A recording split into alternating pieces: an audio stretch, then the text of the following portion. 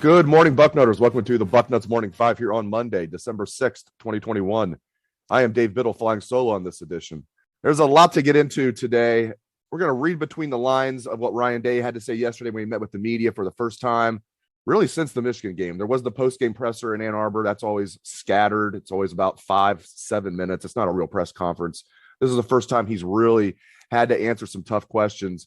And, he deflected, as you might expect a head coach to do, but I also thought he gave some very candid answers as well. So we're going to get into what Coach Day had to say and kind of read between the lines of what he said and maybe what's coming down the pike for the Buckeyes.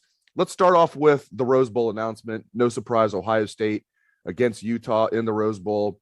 Buckeyes favored by 7. Ohio State has the number 6 ranking. Utah has the number 11 ranking. Utah is 10-3. They started the season off 1-2. And they've been really good since. And their 3 losses were all on the road, were all close games. They lost at BYU, at San Diego State to our old friend Brady Hoke, and at Oregon State. All close games, all single-digit games. I think BYU, they lost by 9. The other 2 were 1-score games. And they're a very physical team. And they just kicked the crap out of Oregon twice. Once at their place, and then once this past Friday night in the Pac-12 championship game. They're physical. I just like the way they play. This is a tough matchup for Ohio State because what kind of teams does Ohio State struggle against? Physical teams, as we've seen this year. Even against Nebraska and Penn State, they won those games, but they won by 9. Really lost the physical battle for large parts of the Nebraska and Penn State games. And the 2 games Ohio State lost this year, Oregon and Michigan, who were very physical with them and won the battles of the lines of scrimmage on both sides of the ball. So, now listen, I think there's a lot, I've even talked about this. There's a lot of talk out there. Is Ohio State going to be motivated for this game? I get the sense they will be. And we'll talk, maybe they're not going to have all of their players, but I don't think they're going to have many guys opt out. I'm only hearing one so far. I'll get to that in a moment. I think these guys are going to be motivated when that game rolls around. Yeah, they're still upset. I mean, the Michigan loss is still fresh for all of us. It still hurts, and it's still going to hurt then. But I do think they're going to get motivated for this game. And it reminds me when we were down there for the Cotton Bowl after the 2017 season, and all the questions to Ohio State's players were like, well, USC is fired up. You guys, thought you might have a chance at the playoff and you didn't get in. Are you guys even going to be like fired up for this game? And Ohio State went out there and just tore up USC in that Cotton Bowl. I don't think they're going to tear up this Utah team, but if you're wondering about motivation, I think Ohio State will be motivated. I do think they'll win the game, but again, tough matchup for them. And I've said before, if Ohio State didn't make the playoff, I didn't really care. If you're not going to make the playoff, this is the next best thing, is to be in the Rose Bowl. It really is. And I'm not going to call it a consolation game. I've been sarcastic. I've called it a consolation game if you're not in the playoffs. But, again, it kind of is a consolation game, but it's the best of the consolation game. So I'm going to enjoy the Rose Bowl when it rolls around on January 1st. And, again, Buckeyes favored by 7. We'll see where that line goes from here. All right, second thing I want to talk about, I had a chance to ask Coach Day a couple questions yesterday. My first question was about the defensive coordinator position. What does he plan on doing with the defensive coordinator position? And I knew he was not going to make any grand proclamations and tell us, I'm going to bring in this guy, and these are the guys we're going to shuffle around on the current staff, and these are the guys we're going to get rid of. I knew he wasn't going to say that. But reading between the lines, again, the crux of this show, it's clear to me he's going to bring in a defensive coordinator from the outside. Again, that's my opinion. If you're worried that he's going to promote Matt Barnes to the permanent DC role, I don't think that's going to happen. I think Matt Barnes is a good coach and is going to stay on staff. Maybe he'll have a co-defensive coordinator role, but I think they're going to bring in a defensive coordinator from the outside. And there's been some names kicked around. The one that I keep hearing that I put validity in is Jim Knowles. He is the current defensive coordinator at Oklahoma State. Jim Knowles. Get to know Jim Knowles. He's 56 years old. He's a native of Philadelphia. He played at Cornell. He's also a former head coach at Cornell. It's his one time he was a head coach was from 2004 to 2009 at his alma mater of Cornell. Was there for 6 years. Did have a losing record, I think 24-32, I think, as a head coach. But then he moved on, was Duke's defensive coordinator for 8 seasons under Cutcliffe, David Cutcliffe there at Duke, and had some good defenses at Duke for 8 seasons. So from 2010 to 2017, he was Duke's defensive coordinator. Then Mike Gundy hired him at Oklahoma State. He's been the Cowboys defensive coordinator for the last 4 seasons, from 2018 until now. Their defense is really good. Oklahoma State's number 3 defense in the country.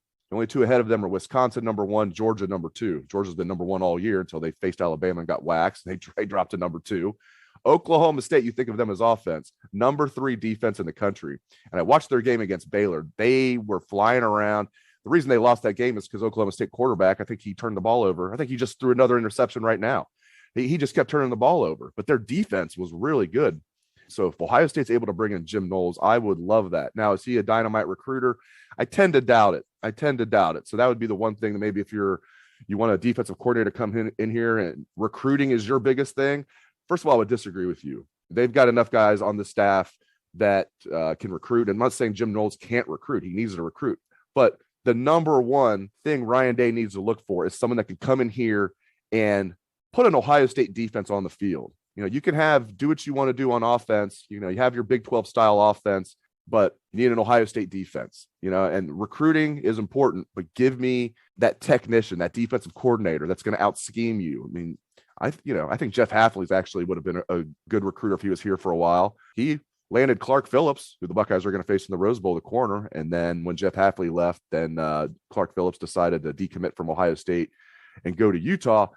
My point is, listen, Jim Knowles might not be a great recruiter, and maybe he is. I don't know. But I tell you what, looking at what he did at Duke as a defensive coordinator, and especially what he's done the last 4 years at Oklahoma State, this is the type of guy that I want at Ohio State. And sounds like Ryan Day is strongly considering him, but sounds like Jim Knowles is going to have other suitors as well. Maybe Lincoln Riley at USC could be looking at him. Maybe a Brian Kelly at LSU. So we'll see. But hopefully Jim Knowles is a guy that maybe after the bowl season we'll find out is Ohio State's new defensive coordinator. Interestingly, Oklahoma State will face Notre Dame in the Fiesta Bowl.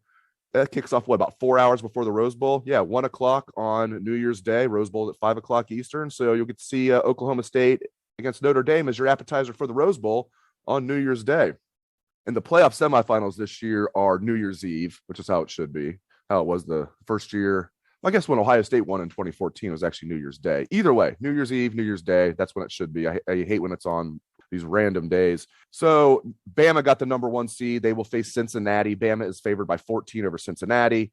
Michigan got the number 2 seed. They will face number 3 seed Georgia. Georgia is favored by 7.5 over Michigan. We'll see if that spanking that the Bulldogs took to the Crimson Tide will wake them up. We'll see, though. 7.5 points favored over Michigan. If you are rooting for Michigan in that game, I don't even know what to tell you. I will be a big UGA fan for that game. All right, another thing I had a chance to ask Coach Day about yesterday was the transfer portal.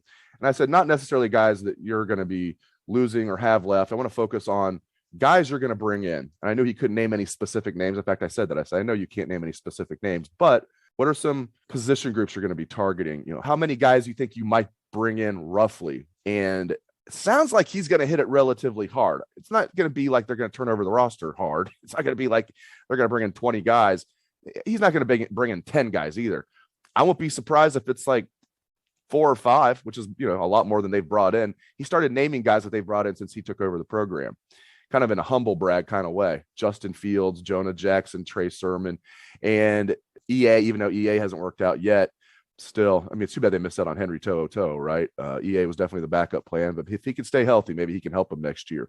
But again, reading between the lines of what Coach Day said, it sounds like he's going to hit it harder than usual. The most they brought in 1 year was 3, if you count Gunnar Hoke in that Justin Fields, Jonah Jackson year. Those 2 guys were just home run gets in the transfer portal. And if you can, and then they added Gunnar Hoke as well. So they added 3 that year. Yeah, the more I think about it, listen to what he said yesterday, the way he answered that question, and it was like a 2-minute answer too. I'll be surprised if it's not like they don't have like 4 guys that they bring in from the transfer portal. I think they're going to have multiple guys on defense and look for a tight end too. I think a tight end they'll have a tight end transfer in as well. So look for Ohio State to hit the portal relatively hard. Again, I think 4 or 5 guys, somewhere around there, is a number to keep an eye on, mostly on defense, but again, maybe a tight end as well. All right, as for guys who might opt out of the Rose Bowl, the one name I have heard so far is Garrett Wilson. It's not a sure thing, but I'm hearing Garrett Wilson's probably going to opt out. this might be a not a very popular opinion. I don't fault him at all. He's going to be a first-round pick. We've seen what has happened with guys. You know, I mean, Jalen Smith is the example. Even though Jalen Smith still was a second-round pick and got his second contract and is a wealthy man, what if it didn't work out? What if he was never able to play football again? He was projected as a top 5 pick when he got hurt in that Fiesta Bowl against Ohio State, dropped to the second round. And then what if he didn't get that second contract? And another guy I'll bring up, Jake Butt, who was projected as like a late first, early second round pick. He gets hurt in the Orange Bowl that year, I think 2016, and tears his ACL, falls to, I think, the 5th round, then got hurt again. So not only did he not get the rookie signing bonus that he normally would get because he fell all the way to the 5th round, he didn't even get his second contract because he got hurt again. So, but I also think this, if the Buckeyes were playing in the playoff, Garrett Wilson would be playing. This is why I don't fault him. He's doing it because to revert back to what I said earlier in the show, he kind of looks at it as a consolation game. I have no doubt he would be playing if the Buckeyes were in the playoff. And again, this is not official, Bucknutters. This is not official. This is just what I'm hearing, and we might not hear official word till close to the game. Even if the Buckeyes know right now, why tell Utah right now? So I'm not sure when or if they'll make that official, but that's the one name I'm hearing right now that will likely opt out. And the good news, I'm not hearing anybody else. So, and I've asked about certain guys. I'm not hearing anybody else is going to opt out. That's fantastic news. They'll be just fine with Chris Olave and Jackson Smith and Jigba. And it'll get some guys that are going to be playing big roles next year a chance to perhaps play a big role in this game. Marvin Harrison Jr., Emeka Egbuka, Julian Fleming, those guys, at least one of those guys, maybe two, will have a bigger role in this game. Julian Fleming's a guy they've kind of used when they've had opportunities. I tend to think, and it's kind of funny to say because Julian Fleming was the number 1 wide receiver in the country in the 2020 class. I tend to think Egbuka, who was also the number 1 receiver in his class, the 2021 class, and Harrison have a higher ceiling than Fleming. I expect those two, Egbuka and Harrison, to be a bigger part of the offense than Fleming next year. All 3 of them will be a big part of it. I just am higher on Egbuka and Harrison than I am Fleming, but it's good to have all 3 of them, that's for sure, along with Jackson Smith and Jigba returning next year. So again, we'll keep you posted, but right now the name I'm hearing is Garrett Wilson, likely to opt out. A couple more things. Quinn Ewers, let's talk about that. He, of course, word broke on Friday that Quinn Ewers was leaving Ohio State. I did a column on the site on Bucknuts. If you haven't read it yet, I would invite you to read it. I'm just not surprised this happened, guys. I'm not surprised this happened. This seemed inevitable that once it became clear that CJ Stroud was the guy and was going to be the guy next year as well, that told me of the 4 scholarship quarterbacks, at least 1 and probably 2 are going to transfer. Jack Miller was the first to leave, and then Quinn Ewers followed him. And it's not a surprise at all to me. And listen, I mean, it's not just the starting job. I think Ewers probably needed assurance he was at least the number 2 quarterback behind Stroud, and then he'd be the starter in 2023, assuming Stroud goes pro after 2022. And I'm just spitballing here. I'm guessing he went to Ryan Day needing some assurance he was at least the number 2 for 2022, meaning he'd be 1 play away from being the starter and then would be the starter the following season. I don't think Ryan Day gave him that assurance at all. I mean, Kyle McCord now is in that spot where he's 1 play away from being the starter next year. He now would be the starter perhaps in 2023 if CJ Stroud goes pro early. So not a surprise. I wish Quinn well, but I can't say I'm surprised at all. I would have been surprised if he stayed for the season. I would not have been surprised if he stayed for spring and battled it out just to be sure. But if you feel like you're going to transfer anyway, now's the time to do it. So I get it, but I'm just not surprised at all. Not surprised at all. I would have been more surprised if Quinn Ewers was still on this team in the fall. And it was huge they were able to get Devin Brown. I mean, that kid, he's the number 4, number 5 quarterback in the country, but he might be underrated as a high 4-star. He might be more of a 5-star when we look back on it. We'll see. But getting Devin Brown was huge. As a true freshman, he will now be the number 3 quarterback for the Buckeyes, and we'll see what happens there. All right, last thing. Another guy who is leaving the program is Craig Young. Craig Young, who I thought would have a big role on the defense this year. They talked about it during the spring, how Craig Young was a guy they were going to use a lot, move him around. He's like an Isaiah Simmons type guy and this and that. Didn't play much at all. Did start 1 game. It wasn't like he just was a complete bench warmer. Just didn't play nearly as much as I thought he would. And I'm sure not nearly as much as anybody thought he would, and certainly not as much as he thought he would.